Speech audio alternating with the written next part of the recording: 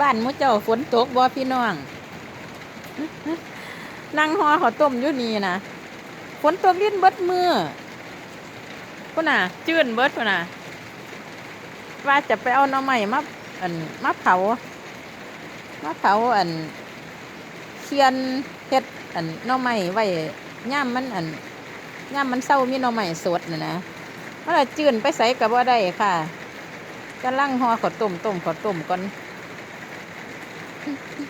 โอ้ยว่าสิไปเอาหน่อไม้มาเผาหลังจากต้มข้าวต้มแล้วว่าซั่น